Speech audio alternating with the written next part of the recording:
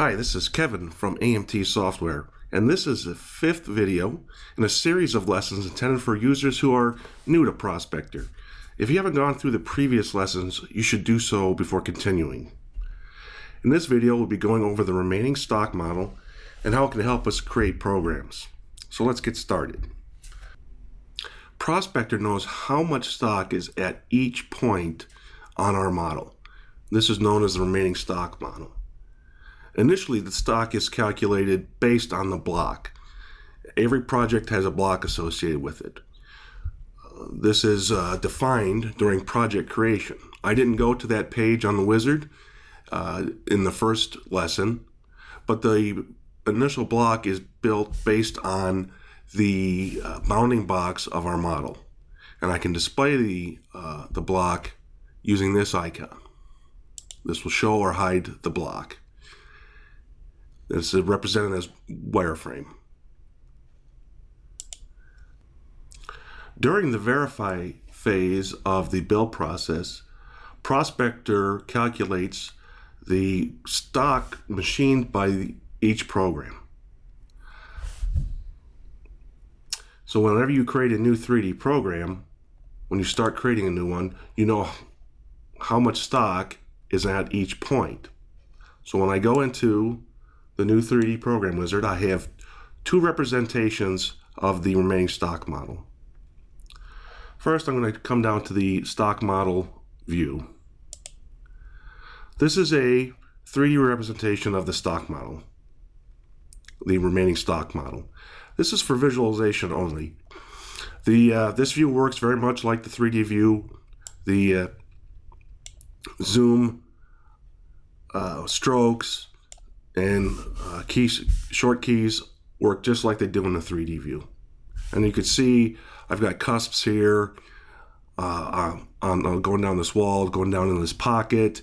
It obviously didn't come down and cut down into these lock areas. Again, this is just visualization only. There's not much you can do here. Where it's helpful, the remaining stock model is helpful, is in the 3D view. It creates this almost like relief map of where the stock is. It's coloring each point on our model, telling us how much stock there is. And you can see I've got some green, I've got some blue, yellow, gray. These are defined, these are set up using these controls on the left side of the RSA page of the first page of our wizard. And at the two extremes, we've got the maximum stock on the part, and that's calculated from the remaining stock model. I can't change that because that's how much stock, that's the maximum amount of stock right now on this in this setup. So somewhere there's 4.158 inches of stock in one of these locks. The other end, I've got my stock allowance, 75 thou is what I'm shooting for here. And obviously I'm not anywhere close to that, because I've got quite a bit of stock on those locks and other places. In between, I've got these two sliders, and they control, yellow, blue, and green. So that's why we're seeing the locks have green, because that's where most of the stock is. Gray means, like these gray areas, that's within the stock allowance. So that's 75 thou or less. So I'm okay on some of these walls, but everywhere else there's still plenty of stock to be machined. And how this is useful is I can move these sliders to change what the map looks like, what the relief map looks like. So I can add, get it all blue for those locks. So I can move the sliders up and down to affect the coloring. So what I want to do here is I want to get these locks. So now I want to make windows around these locks, and I can use one of these three, or any of these three icons up here. Window around yellow, blue, or green. In this case, I want green.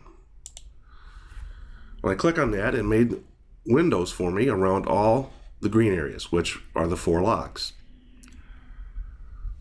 So it adds the four windows to my list here. It's showing me how much stock. So there's a couple of them that have the maximum stock, the depth, and the minimum corner radius in those locks.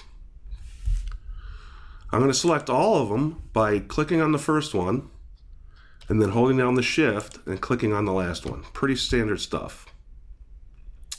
So now with all 4 windows selected, I'm going to go through the wizard. All right, power source filled in the rules for me again. I'm still in the roughing phase, so it selected Z-planar with clear. Now I'm on the tool page. Prospector power source has picked a smaller tool because of the window size and what's in the window, the minimum corner radius that he finds in each of the windows. And I'm going to make one change, well, a couple of changes here. I'm going to change the station number and the length comp register number to 2. And then hit finish.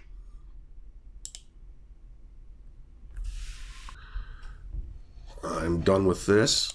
So I'm going to go look over at my tree. Now it added the 4 programs.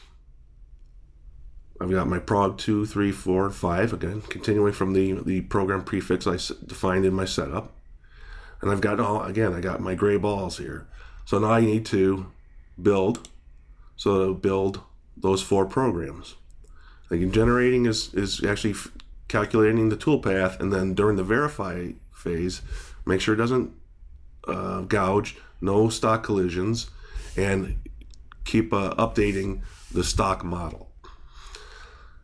So let's go in, now that I've built those 4, and look at the stock model by doing a new 3D program.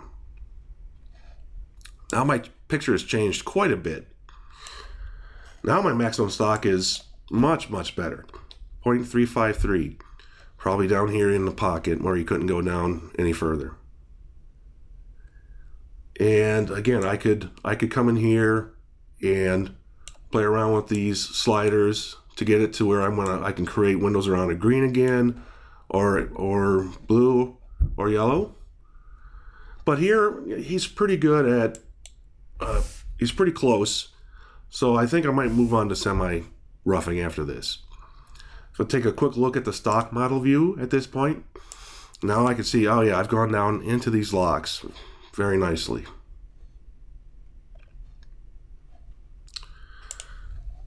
Okay, so to summarize, we the Prospector keeps around this a remaining stock model, and he knows where how much stock is at each point on the model.